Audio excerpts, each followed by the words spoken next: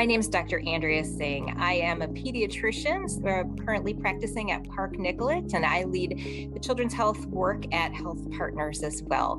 I'm a mom of two and a homegrown Minnesotan. First and foremost, when we're talking about younger kids, there's so much brain development that goes on in those early years. And that brain development requires nutrition, the myelination of brain cells, just simply for them to form connections and do everything that they want them to do, and have the building blocks so they can learn later on in life, requires extra fat and protein and nutrition. And unfortunately, when kids don't have that, their bodies respond. There's also the reality that when you are in a household where you as a child have to worry about where your next meal is coming from, there's an added layer of stress there that causes a physiologic reaction in your body where your stress response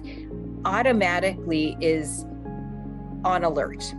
And we've learned a lot over the last even 10 years in the world of pediatrics about what does it mean for a young person's body to be on alert all the time and to be at that heightened state of stress. That causes increased adrenaline, which then can lead to high blood pressure later on in life. It can lead to heart disease. It can lead to a lot of grown-up medical conditions that we don't necessarily see, but we see the effects later on as they enter our world and our economy and the healthcare system as adults that maybe have these underlying things. I mean, you've seen the Snickers commercials and people getting hangry.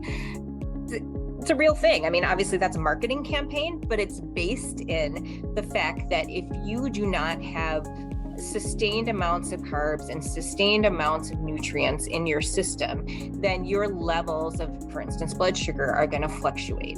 And when they drop, you have a physiologic reaction where blood pressure, goes down, where you may start to get sweaty, where your body is saying, okay, I can't function anymore. There are people in our communities that are not getting the same opportunities that other individuals are.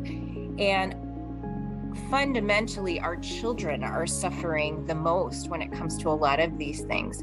So what we're really looking to do in a lot of ways is think about how can we set our kids up for success? I mean, that's all any of us really want, right? Is to have our children have a better life than we have had ourselves, regardless of where you are in status and what you have in front of you.